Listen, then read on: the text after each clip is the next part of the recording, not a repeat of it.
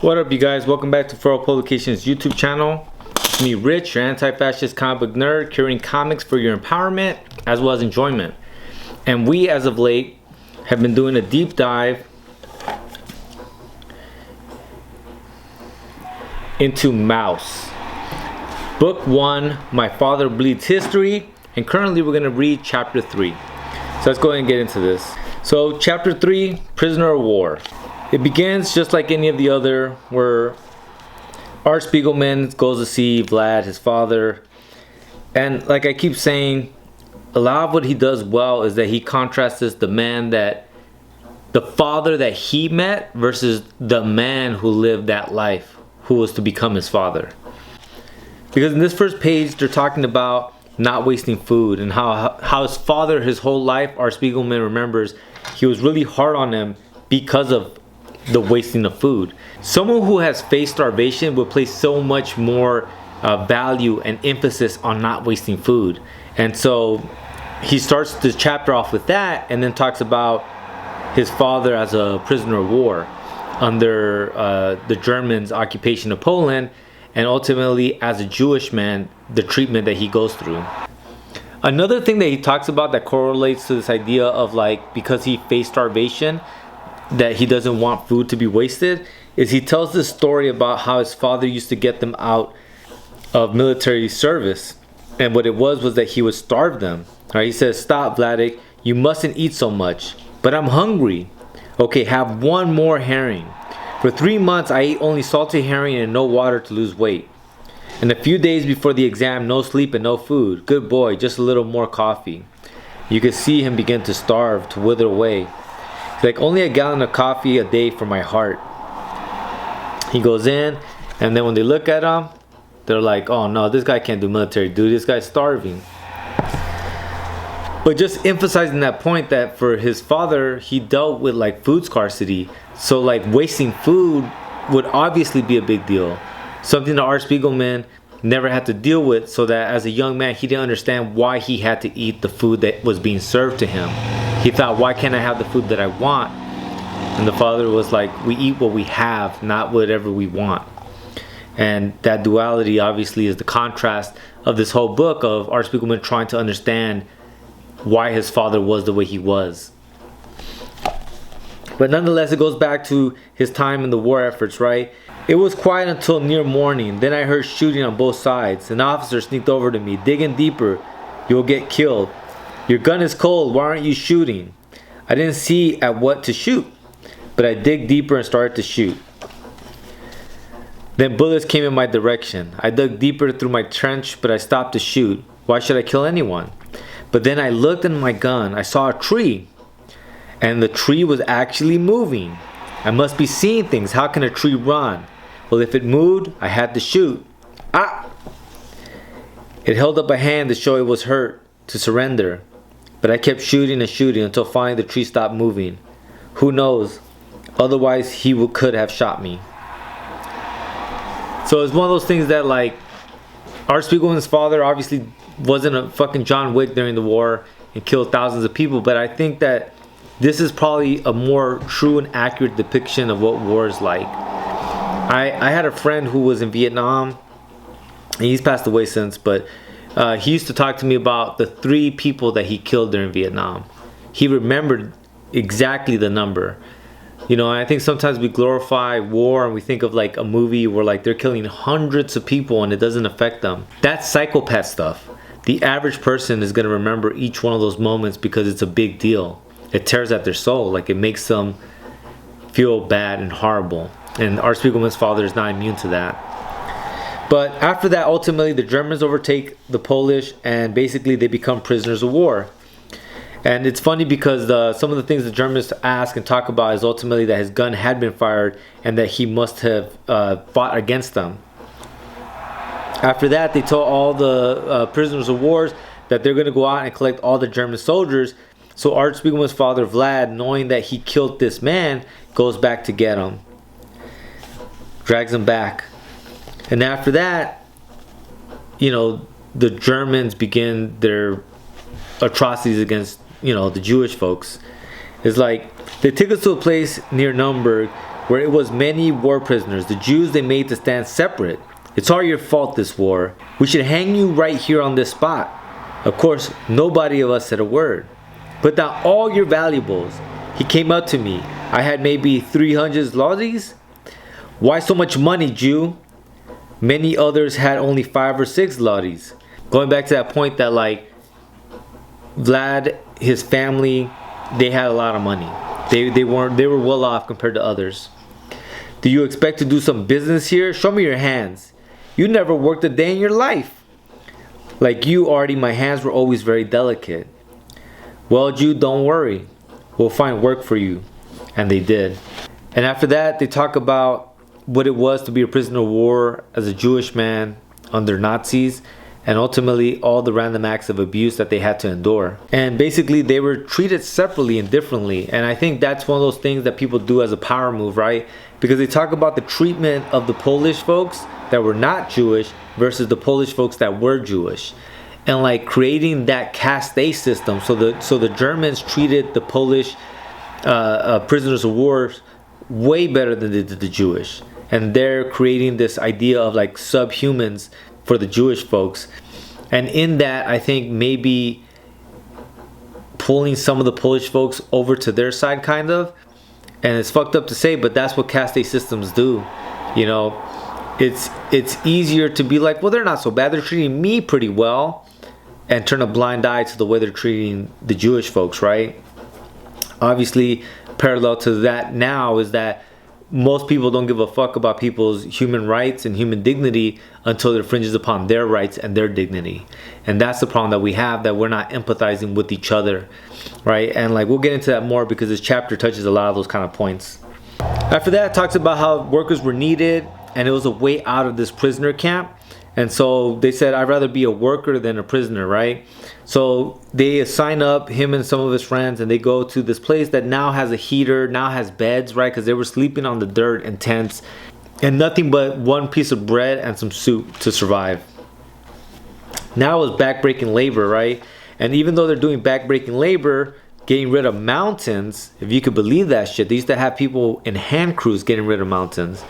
They were feeding them better.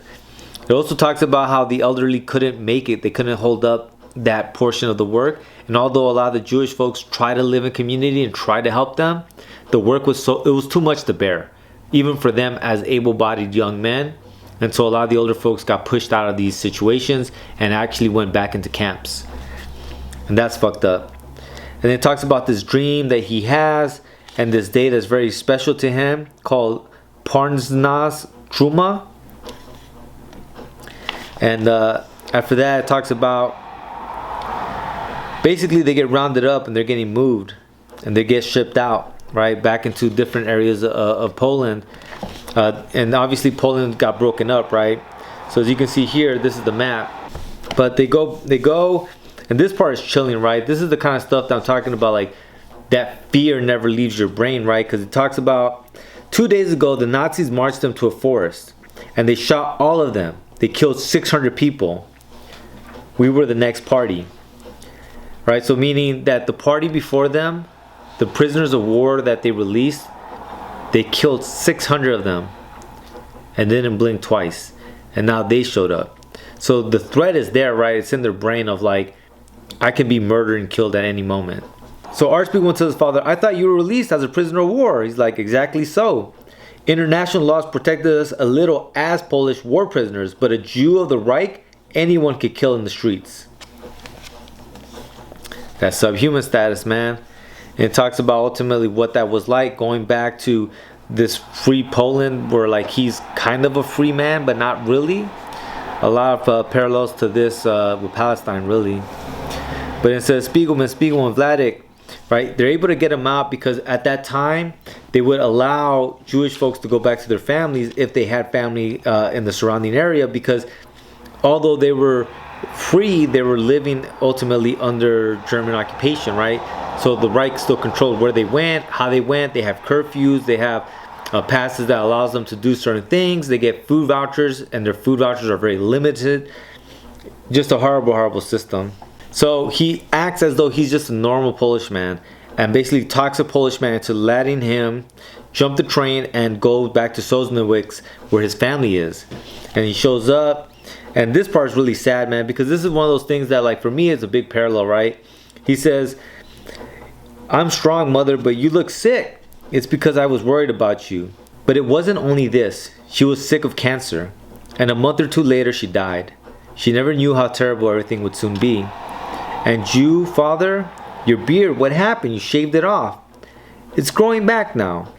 He was very religious, so like a rabbi, and of course, he always had a big beard. In September, the German soldiers grabbed many Jews in the streets.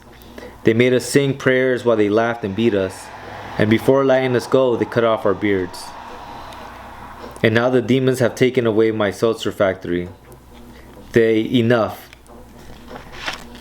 And like, that's one of those things where I talk about having empathy of like, how many children are seeing their parents be dragged away with like no human dignity? You know, it's just sad to think of like, we think that's okay and we think that that's the best practice. And it's because we lack that empathy for another human being, because we have gave the excuse as to why they don't deserve human dignity. Because there's a way of doing things with dignity, with respect, with an understanding, right? Empathy doesn't mean agreement, but it means that you understand, you empathize with where they're coming from. How do you not empathize with people wanting a better life? Like, everybody wants a better life. And to strip somebody from their humanity and their dignity only because you have an objective, you have a job, like, for reals, man, like, you gotta be a real piece of shit for that. Vlad is reunited with his family, with Anja, with his baby boy. And he says, "And I don't need to tell you how big the joy was in our house. Even though everything was really tough, and it was really very tough, we were happy only to be together." Because family matters. And so when people are ripping families apart, just remember that shit. I like this scene a lot. This scene where the father basically threw away Art Spiegelman's coat, and he gives them a new coat, a better coat, one to keep them warm. And I think about this because that's something my parents do quite a bit. Like, almost yearly, I get a new coat to stay warm. And like, when I read this, it made me wonder, like, how many cold nights have my parents have that, for them in their mind, they're like, I want to make sure my child is never cold, even as a grown adult, right? So definitely a very good chapter. And just like that, it ends, man. That's the ending of the chapter. But very deep stuff, man. Like I said, that part, like, watching the parents suffer, like, that can't be easy for any child. Like, I wonder again, like, the children who are watching their parents be beaten, dragged out of cars, like, the emotional trauma, and like, just like, what does that do to their psyche? To see your parents be abused like that and feel powerless and feel like you have to be a spectator and not a participator, that like, you have to allow these things, and your whole society, your community, they're defending these actions, and it's like, but that's my parents. Like, how can you beat my parent? How can you bust his window out and drag him out of the car? And like, how can you do all these things to, you know, someone I love so much? And yeah, and that's what that made me think of. But this chapter touched on a lot of things, man. Like I said, that portion of the war, I think that's probably the more truer depiction of war. Like I said, like, my friend, he always talked about the three. He always said those three. And like, one of them was ultimately in self-defense. Obviously he was there as an occupying force, but like, you know, he genuinely was there because he had to be, and it wasn't looking to hurt anybody. And that really hit home because of the way Vlad tells the story of, like, he also did not want to kill anybody. That was not his intention, but he was there because he had to be there, and then that situation occurs. And the other thing, obviously, that hit home was the food scarcity of, like, this is going to be a trauma that, like, this generation is probably going to have moving forward. This idea of, like, I don't know when I'm gonna eat. I don't know what I can eat, but whatever the fuck is on sale is what I'm gonna buy. And if we have it in bulk, we're probably gonna eat that shit for a month straight. And like, you know, that's probably something that a lot of people that came out of the Great Depression dealt with. And you know, just history repeating itself, man. People dealing with food scarcity, people dealing with like undignified manners of treatment by, you know, the powers that be. And, you know, just the idea of like not glamorizing war, because war is nothing to be glamorized. And like this John Wick bullshit mentality that people have that they think reflects like legitimate war, like couldn't be further from the truth. But alright, you guys, that's it for today, man. Tomorrow we'll get into chapter 4 of Art Spiegelman's book 1 of MAUS. As always, thank you so much for watching. Please like, share, subscribe, and we do this shit daily, so I'll be back tomorrow. Late.